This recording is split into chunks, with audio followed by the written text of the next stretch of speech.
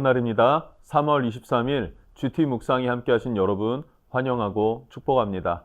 오늘은 호세아 2장 8절에서 13절 말씀으로 깨달음을 위한 징계라는 제목으로 하나님 말씀 나누겠습니다. 본문 말씀 함께 읽어봅니다. 곡식과 새 포도주와 기름은 내가 그에게 준 것이요 그들이 바알을 위하여 쓴 은과 금도 내가 그에게 더하여 준 것이거늘 그가 알지 못하도다. 그러므로 내가 내 곡식을 그것이 익을 계절에 도로 찾으며 내가 내 새 포도주를 그것이 맛들 시기에 도로 찾으며 또 그들의 벌거벗은 몸을 가릴 내 양털과 내 삶을 빼앗으리라. 이제 내가 그 수치를 그 사랑하는 자의 눈앞에 드러내리니 그를 내 손에서 건져낼 사람이 없으리라. 내가 그의 모든 희락과 절기와 월삭과 안식일과 모든 명절을 폐하겠고 그가 전에 이르기를 이것은 나를 사랑하는 자들이 내게 준 값이라 하던 그 포도나무와 무화과나무를 거칠게 하여 수풀이 되게 하며 들짐승들에게 먹게 하리라. 그가 귀걸이와 폐물로 장식하고 그가 사랑하는 자를 따라가서 나를 잊어버리고 향을 살라 바알들을 섬긴 시일대로 내가 그에게 벌을 주리라. 네, 오늘 말씀 8절에서는요. 하나님이 이스라엘을 축복해 주셨는데 이스라엘 백성들은 하나님이 축복해 주신 그 복을 가지고 우상을 숭배했다라는 것을 고발하고 있습니다. 자, 8절 말씀입니다.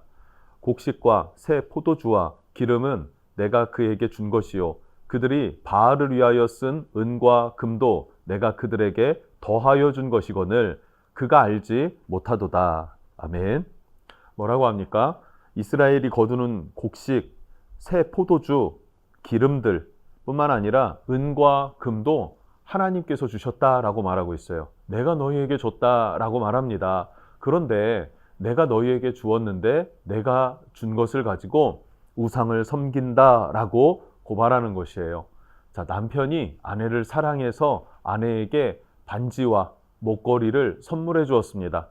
너무나 비싼 금반지, 금 목걸이를 선물해 주었어요. 너무나 사랑하기 때문에. 그런데 그 아내는 그 남편이 준 금 반지와 목걸이를 가지고 자신이 사랑하는 자신의 또 다른 애인을 찾아가서 그에게 걸어주고 그와 함께 먹고 누리고 즐기고 있었다라고 한다면 그 남편의 마음이 어떻겠습니까? 이것이 바로 하나님의 입장이었고 하나님의 마음이었다라는 것이죠.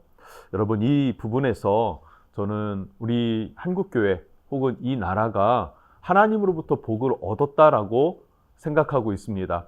세상에 이런 경우가 있었나 싶은 정도로 우리나라는 원조를 받는 나라에서 원조를 주는 나라로 바뀌어졌죠. 이것이 하나님이 주신 축복인 줄로 믿습니다. 자, 우리 할머니, 할아버지들 또 그 윗세대에서부터 나라를 위해서 기도하지 않았습니까? 저도 어릴 때 많은 그런 기도들을 들었던 기억이 있습니다. 이 나라를 축복해 주십시오. 밥을 굶지 않게 해 주십시오. 철마다 그 시기에 맞는 옷을 입을 수 있게 해 주십시오. 잘 사는 나라가 되게 해 주십시오. 그러면 하나님 앞에 선교하겠습니다. 열방으로 나아가 복음을 전하는 나라가 되겠습니다. 라고 외쳤던 그런 수많은 울부짖음이 전국 곳곳에서 교회마다 새벽 기도로 또 교회마다 금요 철야 기도로 또 교회마다 영시 기도라고 하는 12시에 모여갖고 막 기도하는 그런 어르신들의 모습들 저도 보고 자란 기억이 있습니다. 그 기도가 씨앗이 되었고 또 이제는 그 열매를 거두어서 우리나라는 부강한 나라가 되었고 세상 어느 곳을 어느 나라를 여행해도 우리나라가 좋구나라고 하는 것을 느끼고 있다고 하지 않습니까? 이런 시대를 살고 있는 우리가 되었어요. 자, 그러면 하나님이 주신 축복이라면 하나님이 주신 복을 우리는 어디에 써야 하겠습니까? 하나님 나라와 의를 위해 쓰는지 아니면 나를 위해서 내 쾌락과 나 좋은 것을 위하여서만 사용하고 있는지 그렇다면 우리는 고멜과 다를 것이 없겠다라는 생각도 해봅니다. 여러분 한번 돌아보면서 물질주의적인 삶 그리고 쾌락을 추구하는 삶 인본주의적인 삶을 살아가고 있는 건 아닌가 돌아보고 고멜과 같이 되지 않는 우리가 되었으면 좋겠습니다. 자, 9절부터 12절에서는요. 하나님께서 이 고멜을 향하여서 이렇게 바람난 아내를 향하여서 이스라엘을 향하여서 도로 찾겠다, 빼앗겠다라고 말씀하십니다. 자, 9절에서는요, 도로 찾으며라 그래요. 그리고 빼앗으리라. 하나님께서는요, 도로 찾으며 빼앗으리라 이렇게 말씀하세요. 그렇다고 해서 주었던 것을 치사하게 내놔라고 해서 뺏어 가시는 하나님은 아니시겠죠. 무슨 말일까요? 공급을 중단하겠다라는 거예요. 사람은요, 하나님으로부터 주어지는 은혜가 없이는 한순간도 살 수 없는 존재인 것을 여러분 믿으시기 바랍니다. 하나님께서 우리에게 공기를 주셔서 숨을 쉴 수 있게 해주셨고요.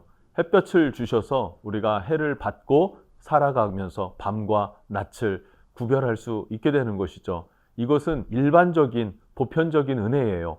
뿐만 아니라 나를 향한 하나님의 특별한 은혜가 또 있지 않습니까? 그 은혜, 그 복을 여러분 다시 한번 기억해 보고 그리고 감사할 수 있는 은혜가 있기를 주님의 이름으로 축복합니다. 여러분, 고멜은 집을 나가면 좋다고 생각했던 것 같습니다. 행복하다, 만족스럽다. 무엇이 그에게 만족을 주고 행복을 줍니까? 쾌락과 방탕이었겠죠. 그것이 좋은 것 같았지만 결국 그의 마음도 그들의 육체도 그리고 그의 삶과 그 가정까지도 완전히 파괴되고 무너지는 것일 수밖에 없는 것이겠죠. 그래서 10절로 이어서 보면요. 이제 내가 그 수치를 그 사랑하는 자의 눈앞에 드러내리니 그를 내 손에서 건져낼 사람이 없으리라 라고 말하고 있어요. 수치가 드러난다라는 것은 무엇입니까? 벌거벗겨진다 이런 의미예요. 벌거벗겨진다. 하나님께서 그 옷을 거두어 가신다 이런 의미입니다. 여러분, 옷은요 우리의 수치를 가리는 용도입니다. 우리의 수치를 가린다라고 하는 의미를 가지고 있어요. 그래서 로마서 13장 14절에서는 오직 주 예수 그리스도로 옷 입고 정욕을 위하여 육신의 일을 도모하지 말라라고 말하고 있어요. 우리가 예수를 믿음으로 구원 얻는 이유가 무엇입니까? 예수를 옷처럼 입었기 때문에 우리의 죄가 예수로 가리워져서 하나님께서 우리를 누구로 삼아 주십니까? 죄인이 아닌, 죄는 보이지 아니하니 그것을 따지지 아니하시고 내가 입고 옷처럼 입으신 예수 그리스도, 그 예수 그리스도를 보며 우리를 그리스도와 동등한 자녀로 여겨주신다라는 것이 은혜이지 않습니까? 옷은 그만큼 중요합니다. 그런데 하나님께서 이 옷을 빼앗아서 너의 죄를 드러내겠다, 너의 수치를 드러내겠다 뿐만 아니라 이것은 너는 내 자식이 아니야 라고 하는 말과도 같은 것이죠. 너는 내 백성이 아니야 라고 하는 것입니다. 자, 11절에서는요 이제는 절기도 폐해라, 너희의 절기는 의미가 없다. 12절에서는 하나님 나라에서만 누릴 수 있는 것들이 있죠. 의로움, 평강, 희락, 하나님 나라에서만 누릴 수 있는 것들을 너희는 누릴 수 없을 것이다 라고 경고하십니다. 여러분, 우리가 하나님 안에서 누리는 것, 그 은혜들을 여러분 한번 생각해보고 세어볼 수 있기를 축복합니다. 그래서 그것이 얼마나 소중한 것인지, 나에게 중요한 것인지 여러분 기억하셔야만 합니다. 예, 우리가 누리고 있을 때는 모르지만 없을 때에는 이것이 너무나 소중했구나라는 걸 깨닫게 되겠죠. 없어지기 전에 하나님이 주신 은혜를 기억하고 감사하는 것은 너무나 중요합니다. 마지막 13절입니다. 13절 말씀을 보면요. 하나님의 이 심판의 메시지에 담긴 하나님의 진실된 마음이 어떠한 마음인지, 본질이 무엇인지를 말해주고 있어요.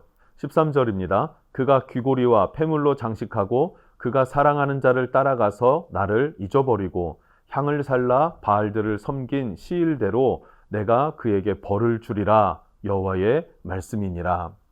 여러분, 하나님이 이스라엘을 축복하셨는데 이스라엘이 받은 그 축복, 하나님께로부터 받은 축복을 가지고 바알을 위해서 얼마나 적극적으로 사랑했는지를 하나님께서 질투하시듯 표현하고 있지 않습니까? 내가 심판하겠다, 내가 가만두지 않고 내가 벌을 주겠다, 이렇게 하나님께서 격한 반응을 보여주십니다. 여러분, 하나님의 강한 질투는 여전히 하나님은 이스라엘을 사랑하신다라는 것을 우리는 기억해야 돼요. 심판하겠다라는 말은 사실 그 속뜻에 돌아서라 라고 하는 메시지가 있음을 여러분 기억해야 할 줄로 믿습니다. 어느 집안이 있습니다. 요즘에는 자기 아들들을 향해서 집을 나가라, 내 집에서 나가라, 이렇게 말하는 아버지들이 많이 없는 것 같습니다. 저 어릴 때 그런 경우들이 많이 TV든 아니면 마을에서든 볼 수 있었던 것 같아요. 나가라 라고 해요. 사고를 쳤으니까, 화가 나니까 아버지가 내뱉는 말이었겠죠. 그런데 아들이 나도 이 집 싫어요 하고 나가면 그 집은 정말 콩가루 집안일 수밖에 없겠죠. 여러분, 그것이 하나님의 마음이라는 거예요. 우리를 향해서 진노하시고 우리를 향해서 하나님께서 격하게 질투하시는 것, 이것은 여전히 우리를 사랑하신다라고 하는 사실을 여러분 꼭 기억하면서 나를 향한 하나님의 사랑이 있으니 여전하니 나는 돌아서야 하는구나, 하나님께로 나아가야 하는구나, 그것이 나를 살리는 길이고 그리고 그것이 아버지를 위한 길이구나 라는 것을 여러분 반드시 기억할 수 있었으면 좋겠습니다. 승리하시기를 주님의 이름으로 축복합니다.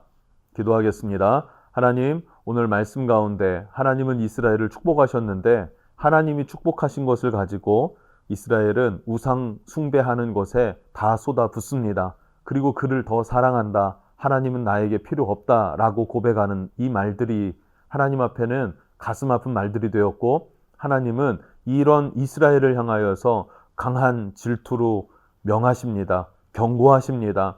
그런데 하나님의 진짜 속마음, 그것은 여전히 이스라엘을 사랑하듯 우리를 사랑하시는 것이고, 여전히 이스라엘이 돌아서기를 원하는 마음으로 우리가 돌아서기를 원하시는 주님이신 줄로 믿습니다. 주님을 향한 우리 마음 중심이 회복되게 하여 주시고, 내 안에 하나님을 향한 잘못된 마음은 없는지 살펴보고 돌이킬 수 있는 선한 마음을 허락해 주십시오. 예수님의 이름으로 기도합니다. 아멘.